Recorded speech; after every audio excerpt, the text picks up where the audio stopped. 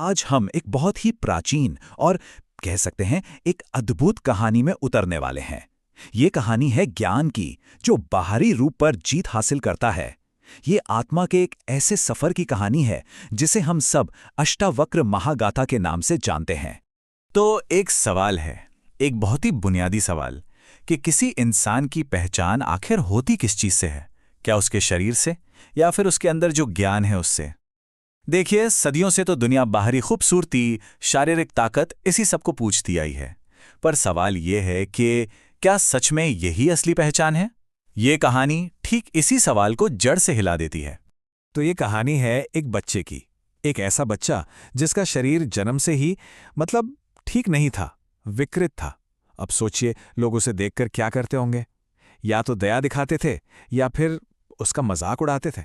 लेकिन उस बच्चे के अंदर ज्ञान का एक ऐसा समंदर लहरा रहा था, एक ऐसा महासागर था जिसने न सिर्फ अपने समय के बल्कि सबसे बड़े बड़े अहंकारी विद्वानों के घमंड को भी चकनाचूर कर दिया।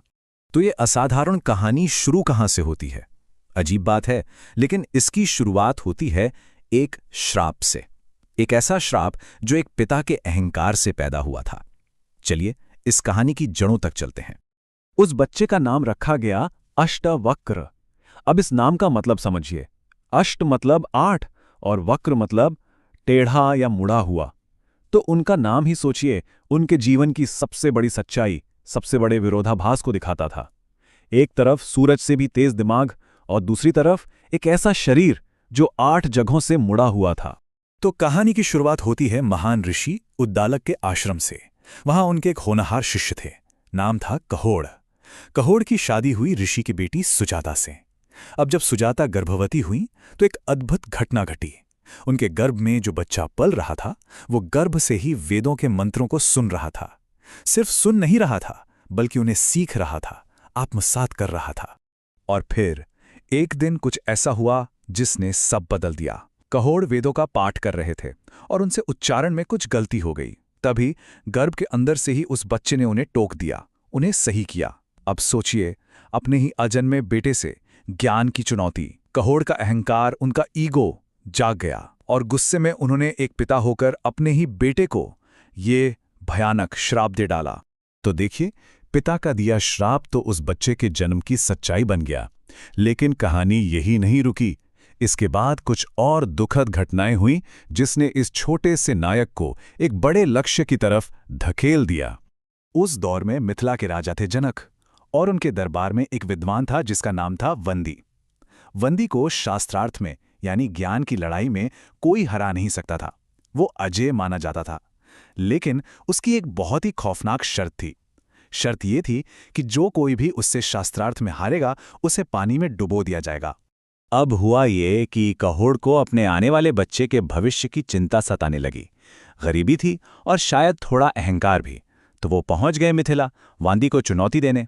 लेकिन वो वांदी के ज्ञान के आगे टिक नहीं सके।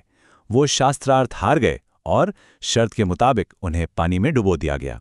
अष्टावक्र तो अपने नाना ऋषि उद्दालक को ही अपना पिता समझकर बड़े हो रहे थे। उन्हें सच पता ही नहीं था। लेकिन जब वो 12 साल के हुए तो एक दिन उनके मामा श्वेतकेतु ने उन्हें ताना मार दिया। और बस उसी दिन उनकी मां सुजाता ने रोते हुए अपने बेटे को उसके पिता की मौत का सारा सच बता दिया। अब जैसे ही अष्टावक्र को अपने पिता की मौत का सच पता चला, उन्होंने उसी पल कसम खाई कि वो मिथिला जाएंगे।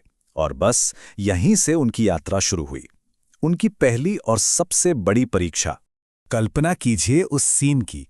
12 साल का एक बच्चा जिसका शरीर 8 जगहों से मुड़ा हुआ है, वो एक लाठी के सहारे धीरे धीरे राजा जनक के दरबार में दाखिल होता है।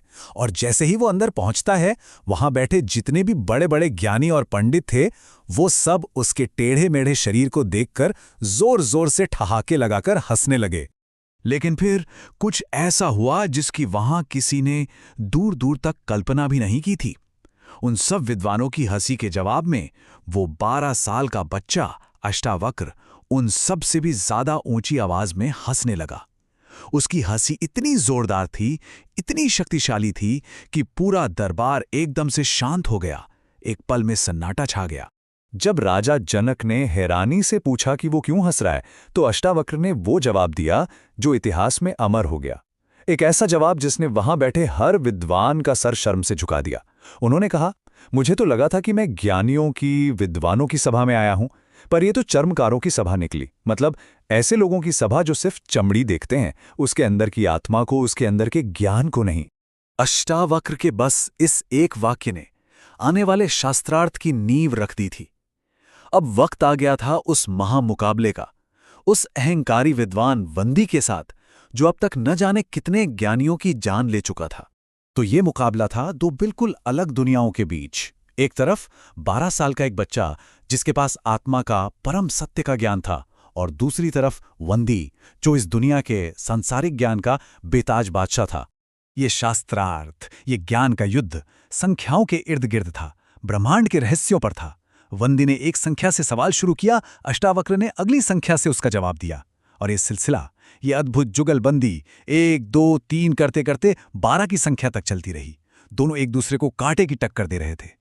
और फिर आई संख्या 13। अब वंदी की बारी थी। उसने 13 से जुड़ा एक श्लोक शुरू तो किया, उसकी पहली लाइन बोल दी, लेकिन दूसरी लाइन बोलने से पहले ही वो चुप हो गया। उसके होंठ कांपने लगे। उसका सारा ज्ञान उसी एक पल में जवाब दे गया। वो चुपचाप बिना कोई उत्तर दिए खड़ा रह गया। तभी अष्टावक्र ने अपनी बुलंद आवाज में उस अधूरे श्लोक को पूरा कर दिया और ब्रह्मांड के उस 13वें रहस्य को सबके सामने खोल कर रख दिया।